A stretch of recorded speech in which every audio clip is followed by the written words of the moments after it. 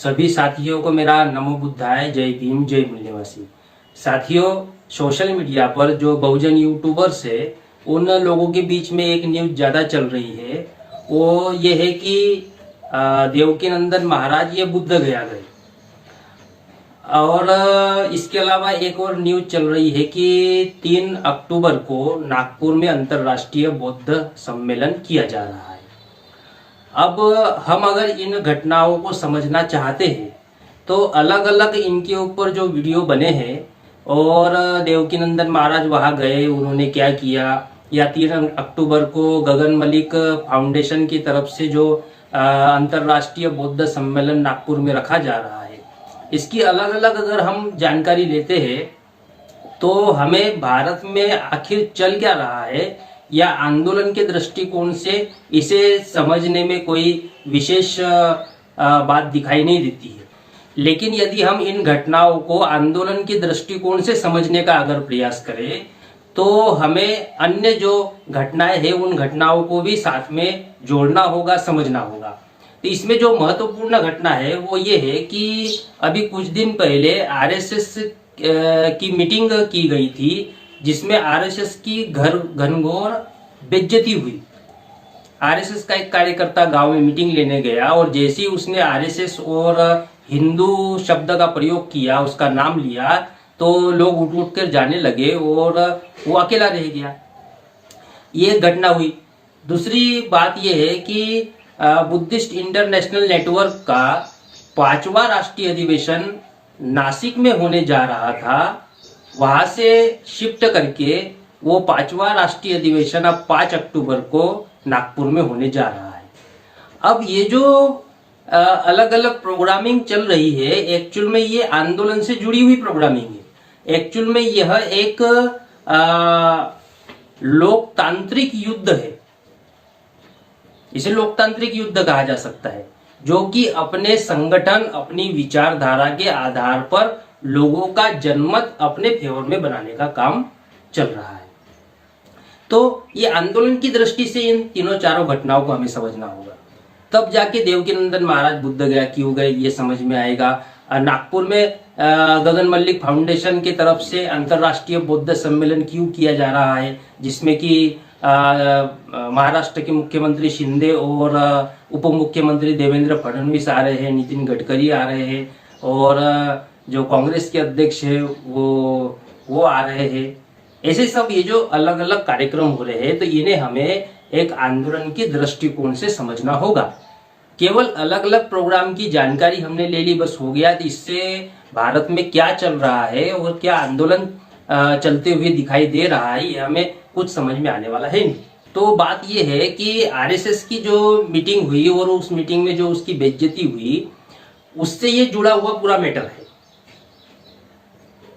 अब वो कैसे जुड़ा हुआ है, तो मैंने इसके ऊपर ऑलरेडी एक वीडियो कुछ दिन पहले बनाया था कि आरएसएस की बेइज्जती और बौद्ध संगठनों की भूमिका या बौद्धों की भूमिका।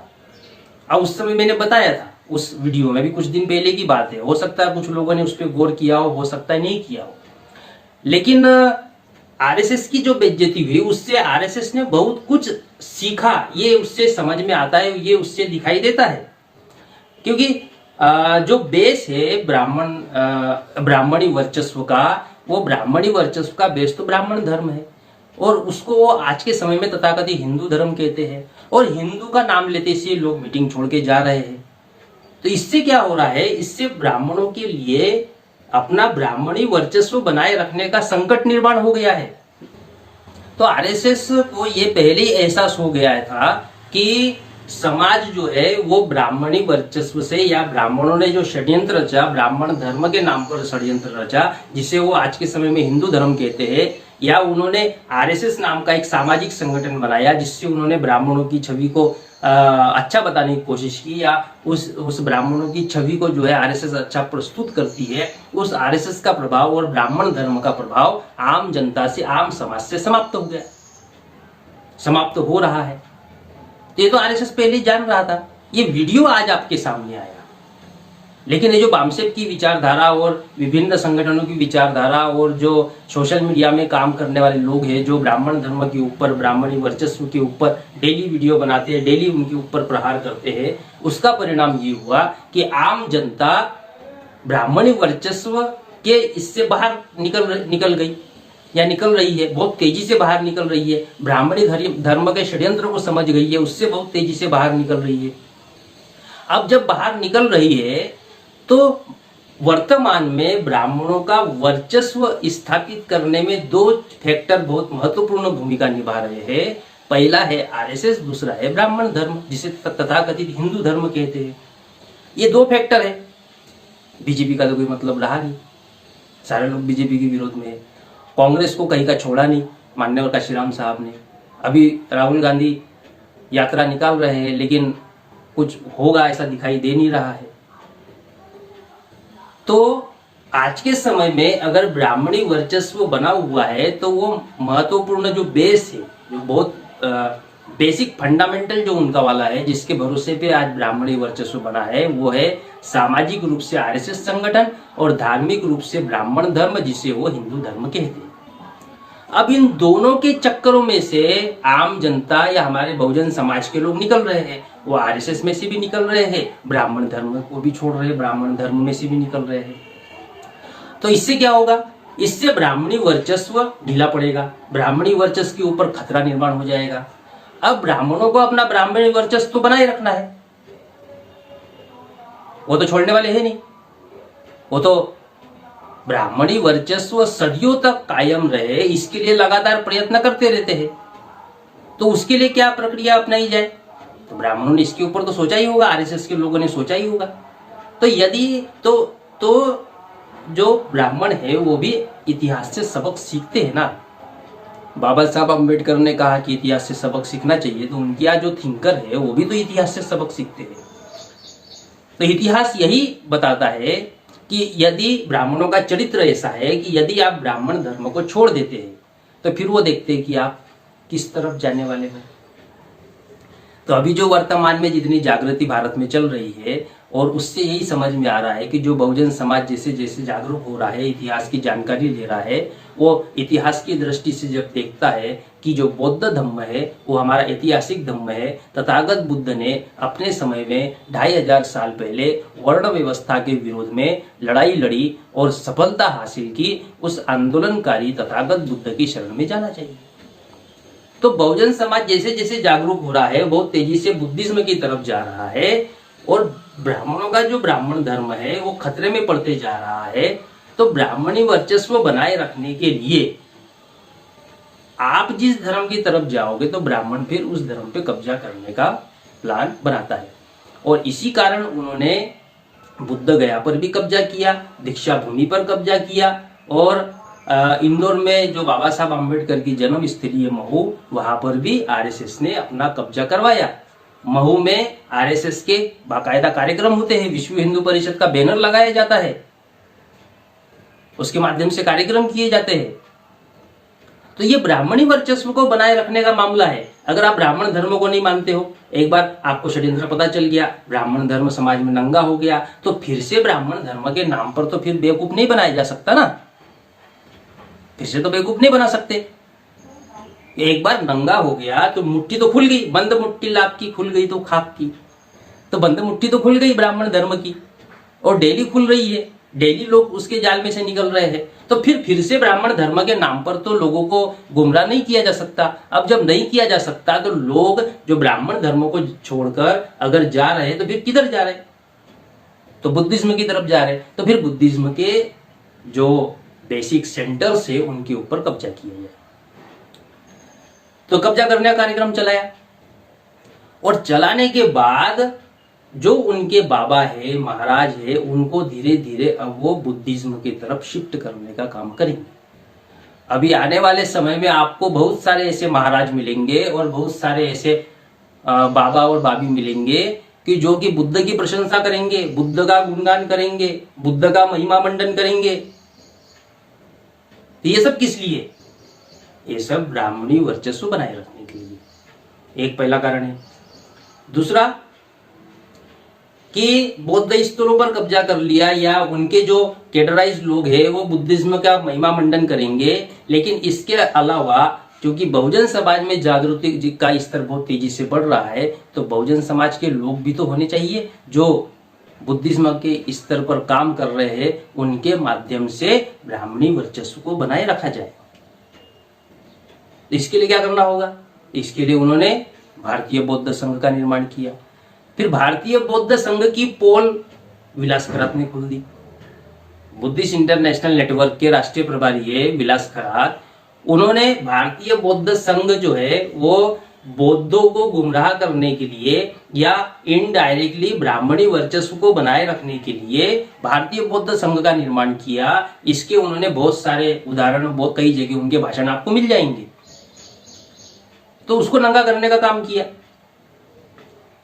तो जब ये काम किया तो ब्राह्मण फिर अपनी रणनीति में चेंज करता है, और रणनीति में चेंज करके फिर वो क्या करता है, वो बहुजनों के लोगों को पकड़ के उनके माध्यम से फिर बौद्ध सम्मेलन करवाता है, और बौद्ध सम्मेलन करवा के अल्टीमेटली ब्राह्मणी वर्चस्व बना रहे, ये उसका टारगेट है। चाहे रास्ता कोई सा भी हो, ब्राह्मणी वर्चस्व होना चाहिए। अगर आप जय श्री राम को मानते हो तब भी ब्राह्मणी वर्चस्व होना चाहिए, आप तथागत बुद्ध को मानते हो तब भी ब्राह्मणों का ही वर्चस्व होना चाहिए, आप ईसा मसीह को मानते तब भी ब्राह्मणों का वर्चस्व होना चाहिए, आप खुदा को मानते हैं तब भी ब्राह्मणों का वर्चस्व होना चाहिए, आप काली जी को मानते तब भी ब्राह्मणी वर्चस्व होना चाहिए, शंकर भगवान को मानते तब भी ब्राह्मणी वर्चस्व होना चाहिए।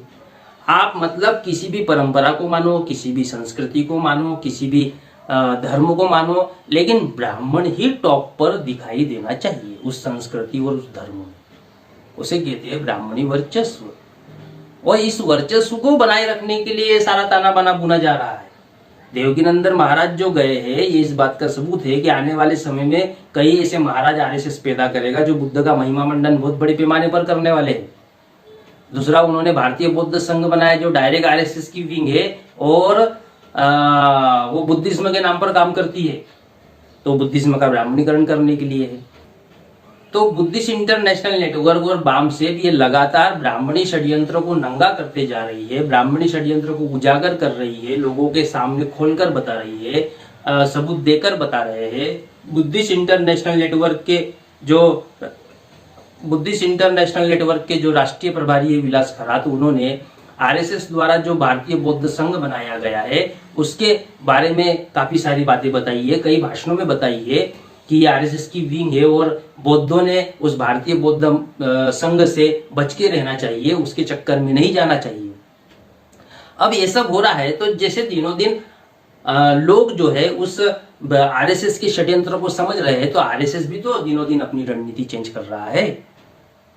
तो उसी के तहत आरएसएस ने क्या किया कि भारतीय बौद्ध संघ है वो तो ठीक है, वो अपनी जगह है, लेकिन वो अपनी जगह है और बुद्धिस्ट इंटरनेशनल नेटवर्क के लोग उसका उजागर कर रहे हैं, तो वो अपनी रणनीति में लगातार बदलाव करते रहते हैं। तो वो क्या कर रहे हैं कि जो हमारे बहुजन समाज के जो बुद्धिस्ट लोग हैं उन बौद्धों को पकड़कर फिर बौद्ध सम्मेलन करेंगे, और जो ब्राह्मणों की सुनने वाले जो बुद्धिस्ट है उन बौद्धों को साथ में लेकर वो उनको मीडिया में दिखाएंगे, उनको हाईलाइट करेंगे, उनको बौद्ध समाज का नेता बनाएंगे। और नेता बनने के बाद फिर वो चूंकि ब्राह्मणों के माध्यम से वो बौद्ध समाज के नेता बने, तो वो क्या कहेंगे, वो कहेंगे जो आगे कहेंगे वो मैं अभी बता रहा हूं। वो क्या कहेंगे, तथागत बुद्ध ने अहिंसा का मार्ग बताया है, तथागत बुद्ध ने घृणा नहीं करनी चाहिए बताया है, तथागत बुद्ध ने शांति का मार्ग बताया है, बेर से बेर कभी शांत नहीं होता, ये तथागत बुद्ध ने बताया है। तो फिर आप ब्राह्मणों के विरोध में क्यों बोलते हो? ये कौन बताएगा? हमारे में से जिन बुद्धों को नेता बनाएंगे वो ये सब बातें बताने वाले हैं आने वाले समय में। फिर बुद्ध ऐसा कहते हैं तो फिर तुम अगर इस बात को मानते हो कि ब्राह्मण के विरोध में बोलते हो, फिर तुम बुद्धिस्ट कैसे हुए? ऐसा बोलेंगे। तो बुद्धिस्ट कैसे हुए? तो बुद्ध ने केवल अहिंसा, शांति और बेर और यही थोड़ी बताया है। बुद्ध ने मानव अधिकार भी तो बताए हैं, बुद्ध ने सामाजिक आंदोलन भी तो बताया है, बुद्ध ने वर्ण व्यवस्था के खिलाफ में आंदोलन करना चाहिए ये भी तो बताया है, बुद्ध ने जाति व्यवस्था के विरोध में भी तो बताया है, बुद्ध ने ब्राह्मणों के विरोध में भी तो प्रवचन दिए हैं, बुद्ध ने ब्राह्मणी विचारधारा के खिलाफ भी तो बोला है। कई जगह ऐसे सूत्र है जहां पर तथागत बुद्ध ने ब्राह्मणों के विरोध में कहा है। तो फिर तथागत बुद्ध ने क्या बेर रख के ब्राह्मणों के विरोध में कहा था? अरे वो जो ब्राह्मणी वर्चस्व बनाए रखना चाहते हैं, असमानता के सिद्धांत को मानते हैं, उच्च नीच के सिद्धांत को मानते हैं, और चाहे हम बहुजन समाज के लोग किसी भी संस्कृति को फॉलो करें, किसी भी धर्म को फॉलो करें, उस संस्कृति में घुसपैठ करते हैं, उस धर्म में घुसपैठ करते हैं और फिर ब्राह्मणी वर्चस्व बनाए रखते हैं, तो उस ब्राह्मणी वर्चस्व का विरोध नहीं करे? समता होनी चाहिए ना। और कौन कहता है कि तथागत बुद्ध ने ब्राह्मणों का विरोध नहीं किया? बहुत सारे सूत्र है जिसमें विरोध किया गया है। बुद्ध और उनका धम्म में तो एक टॉपिक ही है, बुद्ध वर्सेस ब्राह्मण। डॉक्टर बाबा साहब आंबेडकर ने वो टॉपिक, मुझे लगता है जानबूझकर ऐसे लोगों को जवाब देने के लिए जानबूझकर वो टॉपिक ही रखा, बुद्ध वर्सेस ब्राह्मण। कई जगह ब्राह्मणों ने बुद्ध का विरोध किया और तथागत बुद्ध ने ब्राह्मणी विचारधारा का विरोध किया। तो जो अन्यायकारक विचारधारा है, जो अन्यायकारक विचार है, सिद्धांत है, जिससे समाज में दुख निर्माण होता है, उन विचारों का, उन सिद्धांतों का, उस विचारधारा का तो विरोध करेंगे ही ना। और किसी व्यक्ति का विरोध तो है नहीं, विचारधारा का विरोध है। लेकिन ये क्या करेंगे, जो हमारे में से जिनको बौद्ध नेता वो लोग बनाएंगे, वो कहेंगे नहीं, ऐसा नहीं करना चाहिए, वो भी अच्छे लोग हैं। तो हम कब कह रहे बुरे लोग हैं? अच्छे लोग हैं, लेकिन व्यवस्था के लिए और उनका ब्राह्मणी वर्चस्व बना रहे, इसके लिए वो बुरे बनते हैं। क्योंकि ब्राह्मणी वर्चस्व तो छल कपट किए बिना ब्राह्मणी वर्चस्व बना ही नहीं रखा जा सकता। ईमानदारी से अगर काम करेंगे तो ब्राह्मणी वर्चस्व रह ही नहीं सकता। ईमानदारी से अगर काम करते हैं तो समता प्रस्थापित होगी, समानता प्रस्थापित होगी। अगर ब्राह्मण ईमानदारी से काम करे तो ब्राह्मणी वर्चस्व बना ही नहीं रह पाएगा इस देश में। तो उनके छल कपट का तो विरोध करना होगा ना। तो इसलिए साथियों, ये जो भारत में चल रहा है, तो इसमें दो महत्वपूर्ण फैक्टर काम कर रहे हैं। एक तरफ आरएसएस, एक तरफ वामसेप। आरएसएस ने साकेत, जो अयोध्या में राम मंदिर बताया जाता है, उस वहां पर अवैध रूप से कब्जा किया, राम मंदिर बनाया, सुप्रीम कोर्ट का उसमें उपयोग किया। और वामसेप और बुद्धिस्ट इंटरनेशनल नेटवर्क के लोगों ने उस साकेत, वो राम मंदिर नहीं बल्कि साकेत बौद्ध विहार है, साकेत नगरी थी, इसका विरोध किया। काली पट्टी बांधी, काली पट्टी बांध के विरोध किया, ज्ञापन दिए। उसके बाद में आरएसएस ने भारतीय बौद्ध संघ बनाया, बुद्धिस्ट इंटरनेशनल नेटवर्क ने विरोध किया। उसके बाद में आरएसएस विभिन्न बौद्ध स्थलों पर कब्जा किए हुए बैठा हुआ है। बुद्ध गया पर कब्जा किया, दीक्षा भूमि पर किया, महू पर किया, अन्य बौद्ध संस्थानों पर कब्जा किया हुआ, इसका बुद्धिस्ट इंटरनेशनल नेटवर्क विरोध कर रहा है। इसके अलावा भारत में जितने बड़े बड़े मंदिर जो बताए जाते हैं, वो मंदिर एक्चुअल में बुद्ध विहार है। गुजरात में जो बड़ा मंदिर है, उसके नीचे 3 मंजिला बुद्ध विहार निकला। पुरातात्विक सबूतों के आधार पर बताते हैं। तो एक तरफ आरएसएस की विचारधारा चल रही है, एक तरफ वामसेप का आंदोलन चल रहा है, और इन दोनों के बीच में भारत में टकराव चल रहा है। उसका परिणाम है कि देवकी नंदन बुद्ध गया पहुंचे, और उसी का परिणाम है कि 3 अक्टूबर को नागपुर में अंतर्राष्ट्रीय बौद्ध सम्मेलन हो रहा है। उसमें शिंदे भी आ रहे हैं, नितिन गडकरी आ रहे हैं, देवेंद्र फडणवीस आ रहे हैं, ये सारे लोग आ रहे हैं। तो अब जब 3 अक्टूबर को अंतर्राष्ट्रीय बौद्ध सम्मेलन नागपुर में हो रहा है और बुद्धिस्ट इंटरनेशनल का राष्ट्रीय अधिवेशन नासिक में तैयारी की जा रही थी, उसको शिफ्ट करके नागपुर लाया गया।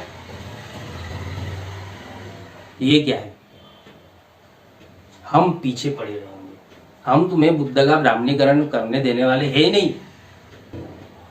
जिस तरह आपने कांग्रेस और बीजेपी में नकली नेता पैदा किए जिन्होंने हमारे समाज का पूरा सत्यानाश कर दिया, वो बौद्ध धर्म में नकली नेता पैदा नहीं होने देंगे। इस कारण नासिक का राष्ट्रीय अधिवेशन नागपुर में शिफ्ट कर दिया। करना ही चाहिए,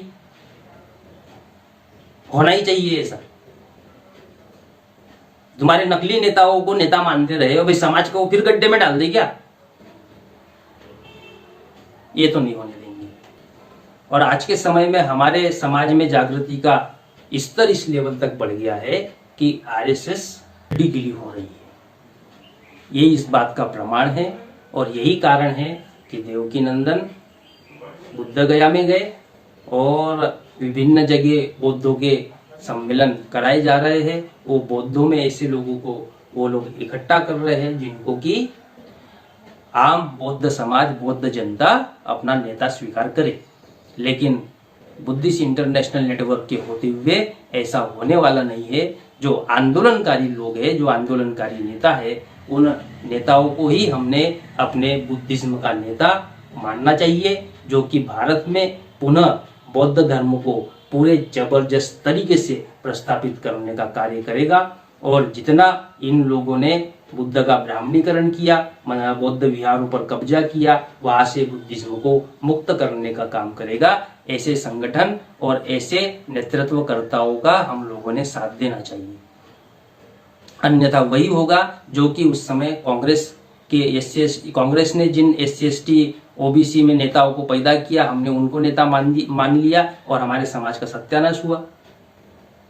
उस तरह बुद्धिज्म में होने नहीं देंगे, बुद्धिज्म के क्षेत्र में तो नहीं होने देंगे। तो ये हमारे सामने नेक्स्ट चैलेंज है साथियों। और हम लोगों ने इस बात को बड़े लेवल पर प्रचार प्रसार करके और बुद्धिज्म में जो ऐसे नेता जो समाज को बेचने का काम करे, ऐसे नेताओं को हाईलाइट होने नहीं दिया जाएगा, बल्कि हमारे समाज को इतना अवेयर किया जाएगा कि वे आंदोलनकारी नेता और जो प्रोजेक्टेड नेता है उन नेताओं में अंतर समझ सके और जो आंदोलनकारी नेता है उनको अपना साथ सहयोग कर सके।